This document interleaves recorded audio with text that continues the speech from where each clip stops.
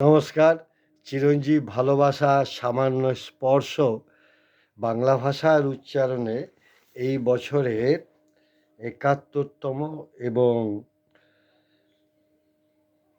৩রা মে ২০২০ থেকে ২৬৪৭তম ভিডিওটিতে আমি পাঠ রেকর্ড করব এই পৃথিবীর ২৭৬৫ জন কবির কবিতা পড়ব। সুকৃতি শিকদারের কবিতা শারদিয়া আপনজন ১৪৩২ থেকে কবিতাটি সংগ্রহ করেছি এবং সেই সাথে পাশেই রয়েছে আমারও কবিতা, সেটিও পাঠ করব। পড়ছি এই সময়ের এক বিশিষ্ট কবি এবং কবিতা নিয়ে যিনি দীর্ঘদিন কাজ করছেন, ভাবছেন। সুকৃতি শিকদারের কবিতা গান গাওয়া রাত।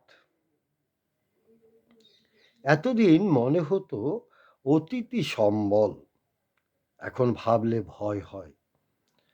আর কোনো ধাতু নয়, পারদের থেকে ভারী পাপ, যে কোনো সময়ে কোপ হতে পারে, তাই ঘাড় ঝুঁকে আছে ফ্রিতে। যখন আমি লিখতে পারি না, রাস্তা ছোট হয়ে আসে, আবার লম্বাও হয়ে যায়।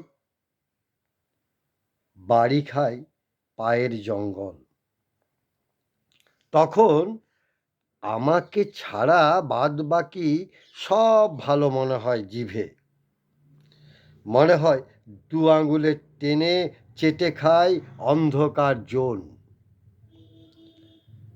ধানের সিঁড়ির পথ ছুঁয়ে ছোট হয়ে আসে পদদ্বয়।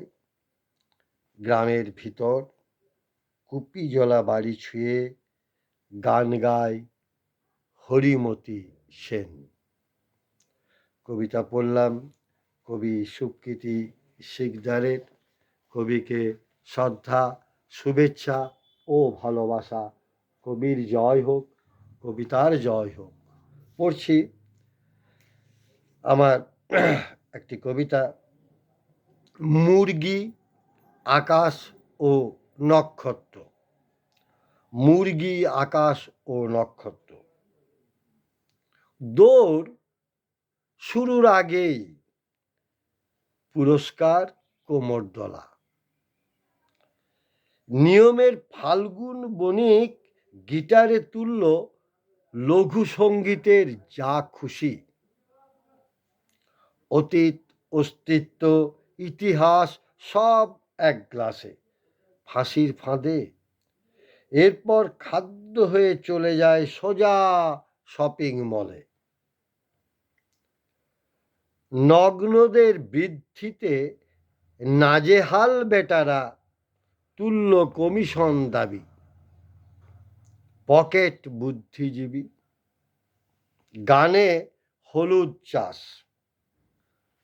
কোম্পানি মুগ্ধ।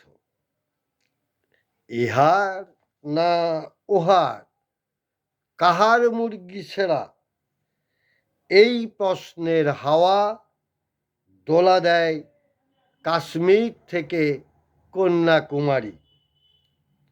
আর মুরগি গোত্রের মানুষেরা নিজেদের স্থির সূর্য ভাবতে থাকেন।